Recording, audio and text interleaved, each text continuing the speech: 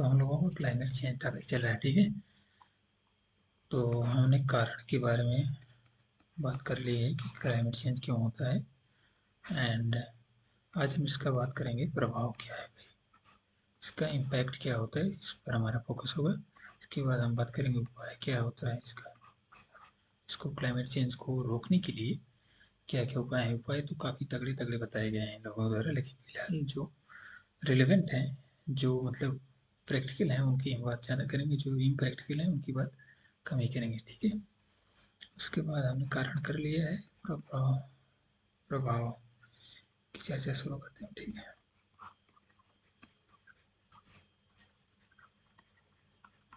Impact of CC का मतलब है क्लाइमेट चेंज।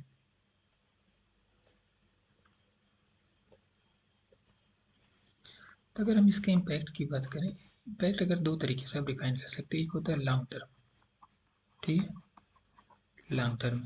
एक होता है शॉर्ट टर्म। शॉर्ट टर्म में इम्पैक्ट कैसे पड़ेगा, आपकी क्रॉप जो है डैमेज होगी, ठीक है। जो डेली वेज वर्कर हैं, ठीक है, डेली वेज वर्कर है जो डेली कमाते हैं तब खाना पाते हैं, ठीक है, उनको बोलते हैं डेली वेज वर्कर। डेली काम करते हैं वेज पे, तो उनको डेली वेज वर्कर बोले जाते हैं। उसी प्रकार अगर हम बात करें, जो स्मॉल आइलैंड नेशंस हैं, वो उनमें जो है सी का पानी, समुद्र का पानी जो है इरोजन कर रहा है, उनके अंदर मतलब आ रहा है कि लैंड पे, टेरिटरी पे प्रवेश कर रहा है। तो उनका जो है एक प्रकार से हो सकते हो कि जो कोस्टल कम्युनिटी है उनका खतरा मंडरा रहा है, प्रेजेंट में ही आ रहा है ये भी। एंड इसी प्रकार बहुत सारे खतरे हैं जो हम लोग अभी फील कर रहे हैं, मतलब शॉर्ट टर्म में, ठीक है। अगर बात करें लॉन्ग टर्म में, लॉन्ग टर्म में होगा जैसे आर ग्लेशियर्स गॉट मेल्टेड, ठीक है। जितने ग्लेशियर, सारे ग्लेशियर मेल्ट कर गए भाई, तो उसके बाद क्या होगा, पानी का अकाल पड़ जाएगा, एक प्रकार से समझ सकते हो। जो नॉर्थ एंटी में समझ सकते हैं, गंगा यमुना जो चलती बहती हैं, सब खत्म हो जाएंगे। उसी प्रकार अगर अंटार्कटिका में जो आइस है, ठीक है, अगर वो मेल्ट हो गई लॉन्ग टर्म में।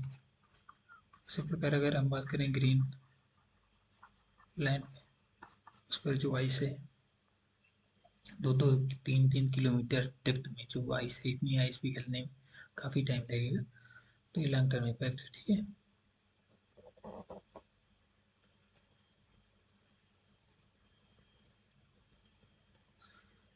तो ये तो हो गया एक तरीका। एक तरीका ये हो गया कि लॉन्ग टर्म में क्या इम्पैक्ट पड़ेगा, शॉर्ट टर्म में इम्पैक्ट क्या पड़ेगा। दूसरा तरीका इसका ये हो सकता है कि रिच एंड पुअर। अब rich and poor individual level पर भी हो सकता है, एंड कंट्री लेवल पर भी हो सकता है। कैसे, इसका मतलब क्या है, रिच जो है, रिच लेवल पे मतलब कंट्री लेवल पर, रिच जो है कंट्री लेवल पर अगर हम बात करें, ठीक है। अगर कंट्री लेवल पर जो रिच की बात करें, जैसे अमेरिका है, यूएसए है, यूरोपियन यूनियन की बहुत सारी कंट्री हैं जो रिच हैं, तो उन पर क्लाइमेट चेंज का इम्पैक्ट कम पड़ेगा, क्योंकि भाई उनके पास पैसा है और अपने लिए तमाम चीज़ें बना सकते हैं। अगर मान लो कोई डिजास्टर भी हो गया तो खुद से रिकवर कर सकते हैं। लेकिन जो पुअर कंट्रीज हैं, ऊपर से उसमें पुअर लोग भरे पड़े हैं, उनके पास वैसे तो पैसा नहीं है, प्रेजेंट में ही खाने का पैसा नहीं है। तो आने वाले समय में वो लोग बताओ कैसे क्या करेंगे, उनके तो लाले पड़ जाएंगे,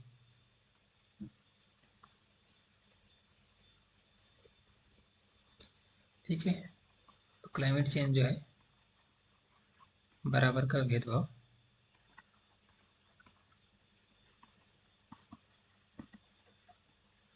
कर रहा है, ठीक है। क्लाइमेट चेंज ऐसा नहीं है कि अमीरों को ज़्यादा परेशान करेगा, गरीबों को कम परेशान। क्लाइमेट चेंज है भाई, अमीरों को कम परेशान करेगा, गरीबों को ज़्यादा परेशान करेगा, प्रैक्टिकली यही। हालांकि जो क्लाइमेट चेंज है, हालांकि जो क्लाइमेट चेंज है, इसको क्रिएट कर रहे हैं, करने में योगदान किसका है, तो पता करोगे तो पता चलेगा कि यही गिनती के कुछ अमीरों का गिनती के जो अमीर हैं, मैं नाम नहीं ले रहा हूँ, लेकिन जो गिनती के अमीर है अपने देश में है या दूसरे देश में है, अमेरिका में है, तो ये लोग दुनिया को लगभग यही लोग बर्बाद किए हैं। और बाकी जो मिडिल क्लास है, गरीब लोग हैं, ये तो मजदूरों की तरह काम करता है। मिडिल क्लास, उसको थोड़ा पैसा मिलता है, उससे उसका गुजारा हो रहा है लगभग। और जो टॉप लेवल है, इनके पास पैसा है, करोड़ों अरबों रुपए है, ट्रिलियंस ऑफ रुपीज है। कहाँ से आया पैसा? यही पैसा चूस चूस के आया है लोगों से। लोगों को चूस रहे हैं, प्रकृति को चूस रहे हैं, तो प्रकृति बर्बाद हो रही है। और उसको झेलेगा कौन? वही फिर पुअर। लेकिन इसकी बात कम ही होती है कि दुनिया को जो अमीरों ने बर्बाद कर दिया है। ये तो बोलते हैं कि ह्यूमनिटी ह्यूमनिटी, लोग बोलते हैं कि ह्यूमनिटी खतरे में है, ह्यूमन जो है खतरे में, ये है वो है। लेकिन फिलहाल जो प्रेजेंट में क्राइसिस चल रही है, अगर आपके पास थोड़ा सी ऑब्जर्वेशन पावर होगी, अगर ध्यान दोगे अपने सराउंडिंग में, तो ज़्यादा से ज़्यादा ये क्लाइमेट चेंज में अमीरों का रोल है। गरीबों का बहुत ही कम रोल है। ऐसा नहीं गरीबों का रोल है, लेकिन गरीबों का रोल इनका फार बेटर है। ठीक है। अमीरों का जो रोल है गरीबों की तुलना में फार बेटर है। फार बेटर नहीं, फार मच है, मतलब बहुत ज़्यादा है। ठीक है।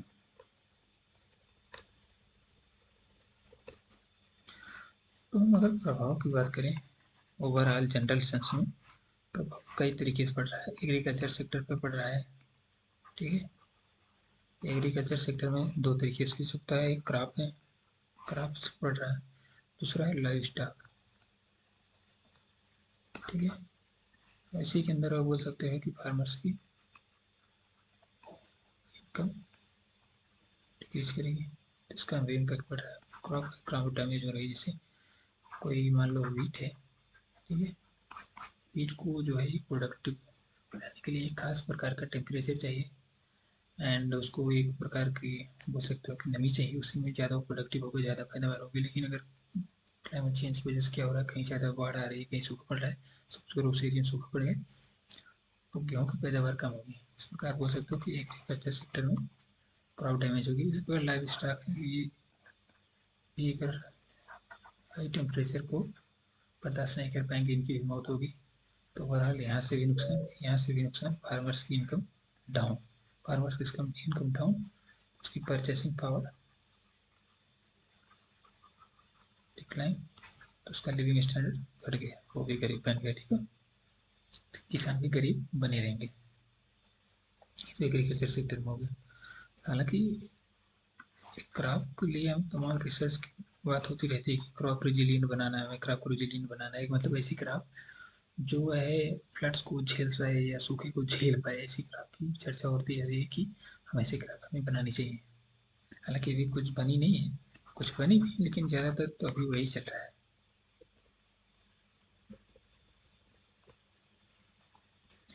दूसरा प्रभाव अगर बात करें,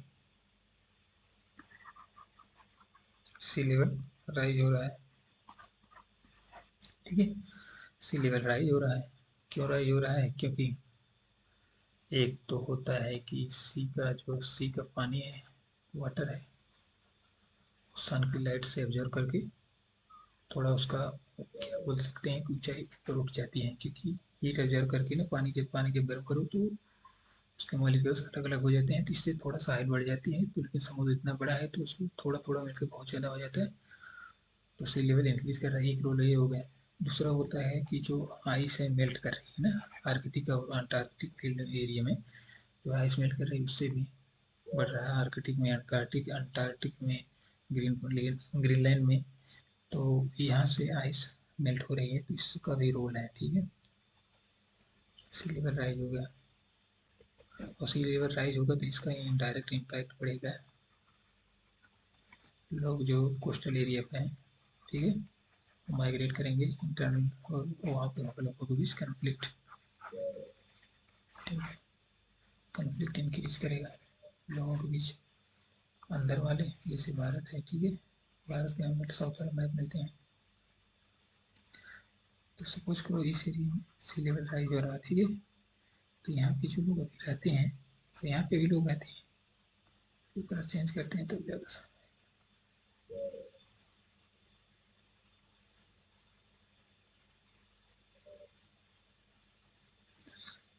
तो अभी यहाँ पे भी लोग रह रहे हैं, ठीक है। तो जब सी लेवल राइज करेगा, ठीक है, तो पानी यहाँ तक आ जाएगा। तो यहाँ वाले लोग यहाँ जाएंगे, जबकि यहाँ तो पहले से लोग बसेंगे। तो क्या होगा? कन्फ्लिक्ट होगा। कन्फ्लिक्ट क्यों होगा भाई? यहाँ के संसाधन कम है, पानी को लेकर, घर को लेकर, घर बनाने के लिए ज़मीन भी चाहिए। तो इन सब चीज़ों को लेकर कन्फ्लिक्ट जो है बढ़ेंगे, ठीक है, सी लेवल राइज की वजह से। इसका सबसे बड़ा एग्जाम्पल है, सबसे बड़ा नहीं, सबसे बढ़िया एग्जाम्पल है बांग्लादेश। बांग्लादेश जो काफ़ी समुद्र से उसकी जो ऊंचाई है काफ़ी कम है, वहाँ पे जो है इसका इम्पैक्ट दिख भी रहा है। और तीसरा पॉइंट है आर्कटिक एम्प्लीफिकेशन।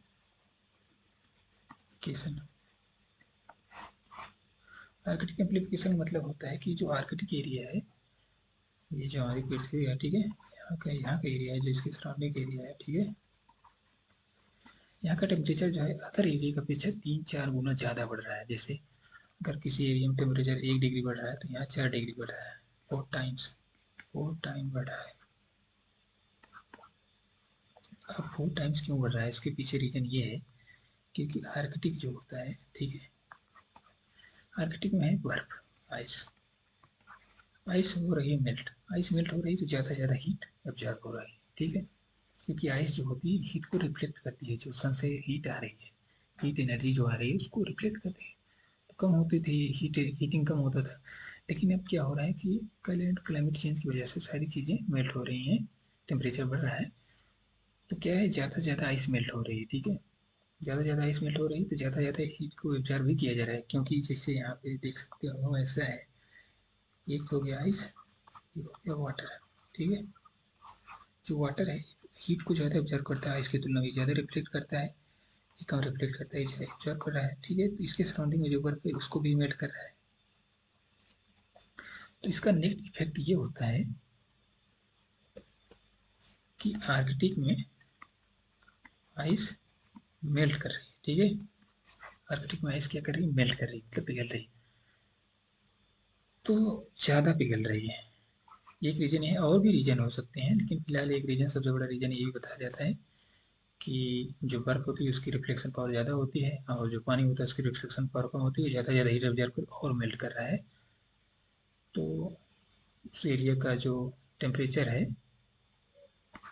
वो तो इंक्रीज करता है, ज़्यादा इंक्रीज कर रहा है, ठीक है, क्योंकि ज़्यादा हीट एब्जॉर्ब हो रही है। पहले ज़्यादा से ज़्यादा हीट जो है उससे क्या नाम, बर्फ से रिफ्लेक्ट हो जाती थी, अब ज़्यादा ज़्यादा एब्जॉर्ब हो रही, तो उस एरिया का ओवरऑल टेम्परेचर जो है ज़्यादा बढ़ रहा है, लगभग 4 टाइम्स बढ़ रहा है। उसको हम आर्कटिक एम्प्लीफिकेशन बोलते हैं, क्योंकि वो नॉर्मल से थोड़ा अलग है। हर जगह बढ़ रहा है टेम्परेचर, और पूरी पृथ्वी पर टेम्परेचर जो है पूरी पृथ्वी पर बढ़ रहा है। लेकिन जो आर्कटिक एरिया है उसमें काफ़ी ज़्यादा बढ़ रहा है, काफ़ी तेज़ गति से, ठीक है। उसके बाद हम बात करते हैं तीसरा पॉइंट, तीसरा या चौथा देख लेना अपने हिसाब से। उसके बाद है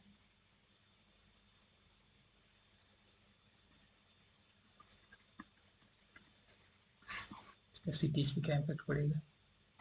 सिटीज़ में यहाँ पे भी वही पुअर लोग हैं, ठीक है,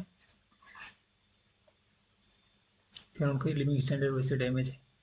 और ज़्यादा हीट होने से कल्पना कर सकते हो कोल्ड ड्रिंक नहीं पी पाएंगे, उनके पास एसी अफोर्ड नहीं कर पाएंगे, कूलर अफोर्ड नहीं कर पाएंगे, वो बेचारे गर्मी में परेशान रहेंगे, उनका लिविंग स्टैंडर्ड और घटेगा, ठीक है। तो जो हैप्पीनेस इंडेक्स आएगा,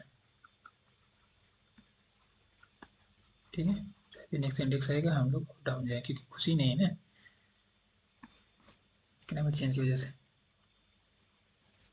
नेक्स्ट पॉइंट है सिटीज़ के बाद,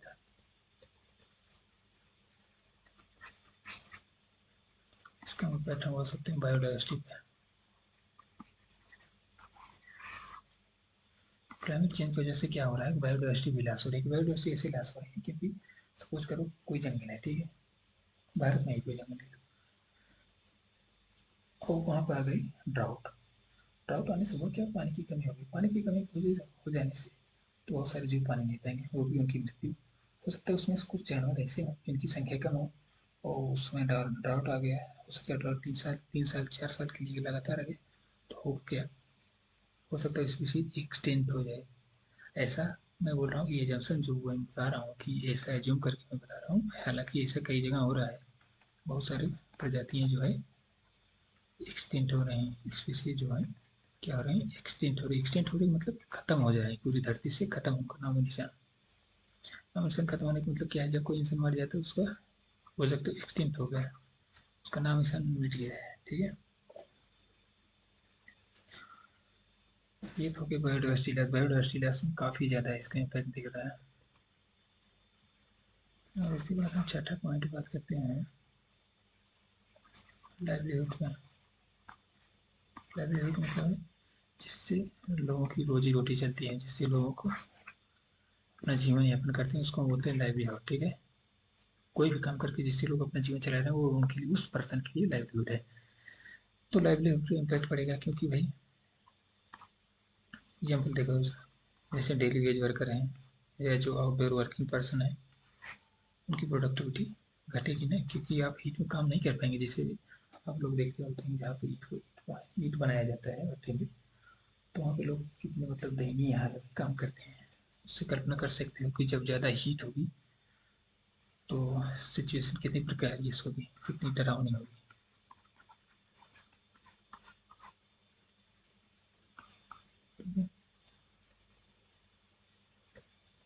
नेक्स्ट है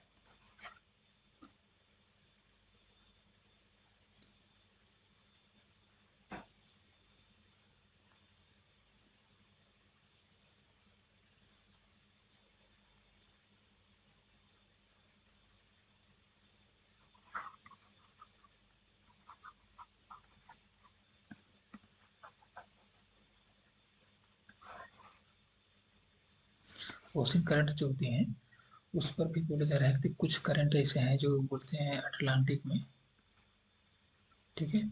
अटलांटिक ओशन जो है उसमें बोला जा रहा है कि इसमें जो करंट चलती है, अंडर करंट चलती हैं, जो जो करंट चलती हैं, जो धारा को इधर से उधर ले जाती हैं, उनका जो है गति धीमी हो रही है। हालांकि जो ये यहाँ से मतलब होता है कि यहाँ से ट्रॉपिकल एरिया जो हीट को जो है टेम्परेट एरिया में ले जाती थी या पोलर एरिया में ले जाती थी, उनकी गति धीमी हो रही है, तो इससे वहाँ पर हीट का ट्रांसफर नहीं होगा, तो इससे काफ़ी ज़्यादा इम्पैक्ट पड़ेगा वहाँ की लोकल इकोनॉमी पर, लोकल इकोनॉमी भी इम्पैक्ट होगी। एंड बोल सकते हो कि वहाँ के जो फ्लोरा फौना है उसको भी इम्पैक्ट पड़ेगा। उसको हम डिटेल में बात करेंगे फ्यूचर में। काफ़ी थोड़ा टफ भी है, मैं बता दे रहा हूँ हिंट करके थोड़ा सा। ये हो गया ना, समझ के सपोज करो ये साउथ अमेरिका हो गया, ये यूरोप हो गया, ये अफ्रीका हो गया, ठीक है। तो इस ओशन में जो है करंट चलती है, ठीक है, ऐसे करके जाती है। तो इसका जो करंट जाती है ना, इसका जो स्पीड जो है लो हो रहा है, थोड़ा धीमी हो रही है। इसको लेकर काफ़ी न्यूज में भी आता है, ठीक है। क्लाइमेट चेंज का इम्पैक्ट है। और है दूसरा इम्पैक्ट है वल्नरेबल सोसाइटी। इसमें बात करते हैं वुमेन जो है, चिल्ड्रन है या सीनियर सिटीजन है। वुमेन जो है ऑलरेडी जो है वो सारे डोमेस्टिक काम करती हैं, ऑलमोस्ट सारे डोमेस्टिक काम करती हैं। तो जिस एरिया में पानी की किल्लत होती है उसमें उनको बर्डन और बढ़ेगा, क्योंकि उनको सुविधा भी नहीं होती है। तो उनके लिए प्रॉब्लम जो है क्लाइमेट चेंज एरिया में बढ़ने वाला है। बच्चों के लिए भी बढ़ने वाला है, क्योंकि वो क्लाइमेट चेंज में हो सकता है उनको अडेप्ट करने में प्रॉब्लम हो। जो अमीर लोग हैं उनको तो प्रॉब्लम नहीं होगा, अमीरों के बच्चे अमीरों को नहीं प्रॉब्लम, जो गरीब बच्चे उनके लिए प्रॉब्लम होगा। जो सीनियर सिटीजन है उनके लिए पंखा कूलर की व्यवस्था करना मुश्किल होगा, क्योंकि उसी सब पे तो पैसा, क्योंकि ऑलरेडी हम तो गरीब देश है, इतना पैसा होगा नहीं, तो इसलिए सारे लोग इससे परेशान रहेंगे, उनकी प्रोडक्टिविटी कम होगी, जो उनका लिविंग स्टैंडर्ड है, जो हैप्पीनेस है, हमने पहले भी बताया कि हैप्पीनेस इंडेक्स में हम लोग खुश नहीं नजर आएंगे।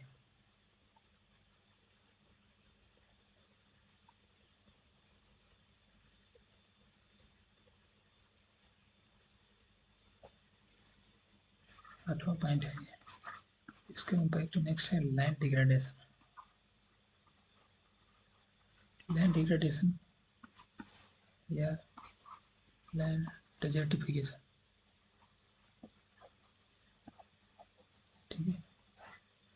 लैंड डिग्रेडेशन मतलब है लैंड की जो क्वालिटी है घट जा रही है। सपोज करो कोई फील्ड है, आप लोग ये प्रैक्टिकली फील करते हो, आपके एरिया, आपके गाँव देहात में जहाँ भी हो, सपोज करो कोई भी फील्ड है, उसमें देखो अगर फर्टिलाइजर डालो तो उसकी प्रोडक्टिविटी कम होती है, प्रोडक्टिविटी जो है उसकी कम होती है। उस एरिया में मान लो आपने धान लगाया, ठीक है, तो अगर धान में अगर फर्टिलाइजर का उपयोग नहीं किया तो उस साल उसकी प्रोडक्टिविटी कम होगी, प्रोडक्टिव मतलब उसकी पैदावार कम होगी। ऐसा क्यों हो रहा है? क्योंकि लैंड डिग्रेडेड, क्या हो रही है, लैंड डिग्रेड हो रही है।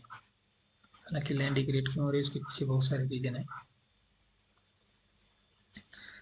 एंड जो डिजर्टिफिकेशन है इसका सब पार्ट है, ठीक है। डिजर्टिफिकेशन मतलब है कि लैंड डिजर्ट हो जा रही है, लगभग फर्टाइल लैंड से इनफर्टाइल हो जा रही है, ठीक है।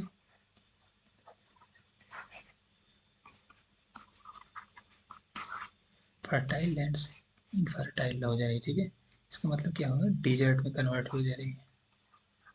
इसका सबसे बड़ा एग्जाम्पल मिलेगा हमारे पंजाब एंड हरियाणा में। वहाँ पे जो है पानी के अंदर सिंचाई कर करके वहाँ के ये लगभग लगभग डिजर्टिफिकेशन के कंडीशन के लिए सुटेबल हो गई है, ठीक है। वहाँ की मतलब प्रोडक्टिविटी कम हो गई है, कम होने मतलब हो भी सकती है, ऐसा नहीं सारी एरिया की प्रोडक्टिविटी घट गई, लेकिन कुछ एरिया हैं जो लगभग लगभग डिजर्ट के करीब हो गए हैं, उसकी पैदावार कम हो गई, उसमें और फर्टिलाइजर अप्लाई कर रहे हैं प्रोडक्टिविटी उसकी बढ़ाने के लिए। नेक्स्ट है इंफ्रास्ट्रक्चर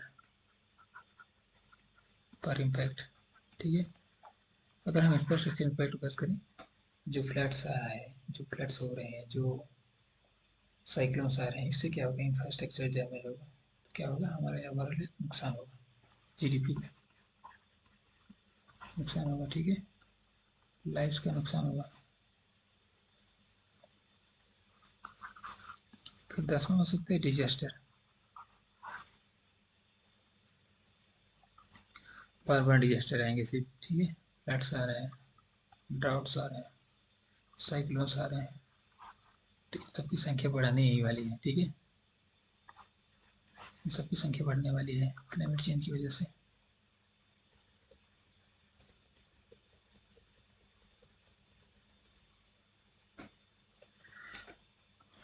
11th रीजन अगर हम याद करें तो क्या हो सकता है,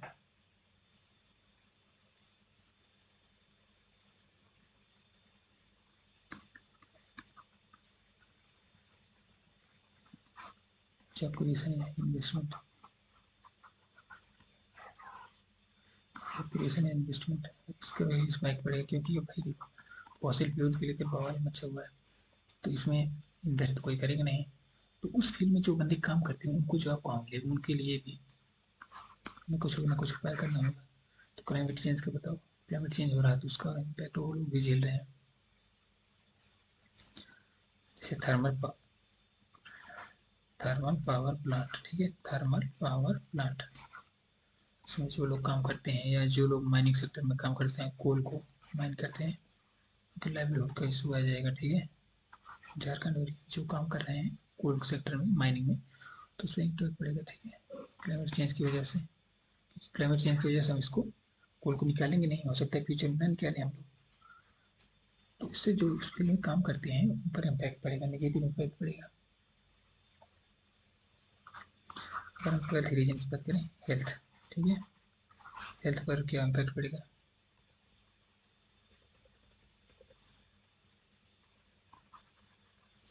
तो इससे क्या है, नए नए बैक्टीरिया वायरस निकल के आएंगे भाई,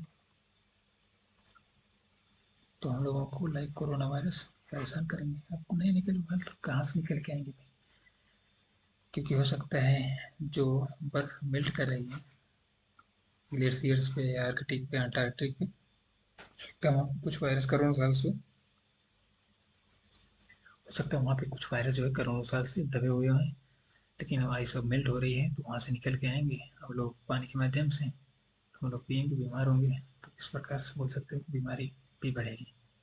या बोल सकते हो कि जब मौसम गर्म हो रहा है तो जो जीका वायरस है या जो मॉस्किटो बर्न जो डिजीज हैं, बीमारियां हैं, इनकी भी संख्या बढ़ेगी, क्योंकि गर्मी ज़्यादा बढ़ेगी तो गर्मी में ज़्यादा एक्टिव होती है ना, अगर ध्यान दो तो मच्छर जो है ज़्यादा ज़्यादा गर्मी में एक्टिव होते हैं, ठंड के मौसम कम होते हैं, तो गर्मी बढ़ रही है, ये लोग भी माइग्रेट करेंगे नॉर्थ की तरफ, ये लोग भी जाएंगे, पहले अफ्रीका वालों को काट रहे तब हो सकता है यूरोप वालों को भी काटें, नया टेस्ट है इनको भी,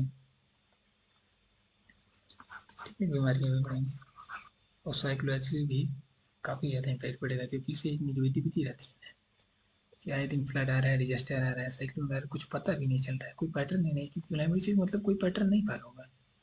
अगर पैटर्न फॉलो हो तो हम क्लाइमेट चेंज थोड़ी बोलेंगे। नेक्स्ट है पर्मा फ्रॉस्ट थाइम, ठीक है, थाइम मतलब होता है पिघलना, मेल्ट होना। पर्मा फ्रॉस्ट एक्चुअली क्या है, जो नॉर्दर्न एरिया है, ठीक है, रसिया में जो नॉर्दर्न पार्ट है, कनाडा में जो नॉर्दर्न पार्ट है, इन सब और स्कैंडिनेवियन जो कंट्री है, इनका जो एकदम टॉप मोस्ट जो आर्कटिक एरिया में है, बट वहाँ पे जो लैंड होती है ना, लैंड के अंदर जो है बर्फ होती है और लैंड के नीचे, जैसे लैंड पार्ट हो गया, ठीक है, और लैंड नीचे जो है बर्फ होती है। अभी इस बर्फ के अंदर हो सकता है कि ह्यूमस हो, ऑर्गेनिक मैटर, कार्बन डाइऑक्साइड, तमाम चीज़ें यहाँ पे स्टोर हैं। लेकिन हो क्या रहा है, क्लाइमेट चेंज की वजह से ये सब चीज़ें मेल्ट कर रही हैं, ठीक है, ये बर्फ मेल्ट कर रहा है, क्योंकि हमने पहले बताया है। एक सेकंड थोड़ा ऊपर करते हैं इसको।